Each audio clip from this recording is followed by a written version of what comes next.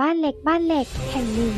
มีเด็กหญิงตัวน้อยชื่อว่ากุหลาบอาศัยอยู่กับคุณยายของเธอกุหลาบเป็นเด็กที่รักธรรมชาติมากเธอชอบเดินเล่นในป่าใกล้บ้านและชอบดูนกและผีเสื้อบินไปมาวันหนึ่งขณะที่กุหลาบกำลังเดินเล่นในป่าเธอได้ยินเสียงร้องของสัตว์ป่ามากมายเสียงนั้นฟังดูเศร้าและหวาดกลัวเธอเดินตามเสียงไปจนเจอกับกระต่ายน้อยตัวหนึ่งที่กำลังร้องไห้อยู่ใต้ต้นไม้เกิดอะไรขึ้นคะน้องกระต่ายกุหลาบถามด้วยความเป็นห่วงบ้านของพวกเราถูกทำลายแล้วค่ะกระต่ายน้อยตอบพร้อมกับน้ำตาที่ไหลอาบแก้ม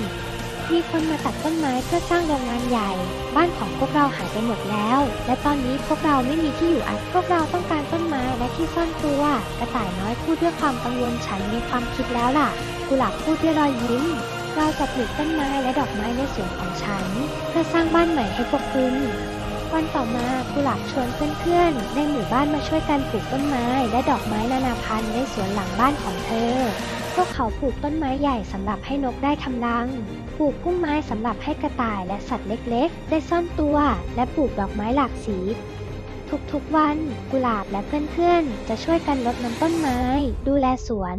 และนำอาหารมาให้สัตว์ป่าเดือนแล้วเดือนเล่าสวนของกุหลาบค่อยๆเติบโตกลายเป็นที่อยู่อาศัยเล็กๆสำหรับสัตว์ป่าที่ไร้บ้านสัตว์ป่าต่างพากันมาอาศัยอยู่ในสวนของกุหลาบมากขึ้นเรื่อยๆมีกระรอกนกกระต่ายและแม้แต่เม่นตัวน้อยก็มาอยู่ด้วย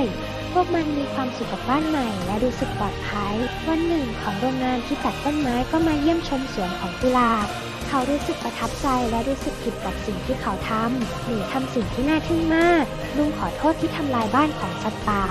ลุงสัญญาว่าจะปลูกต้นไม้รอบๆโรงงานและจะสร้างพื้นที่สีเขียวหนูดีใจที่ลุงเข้าใจแล้วค่ะ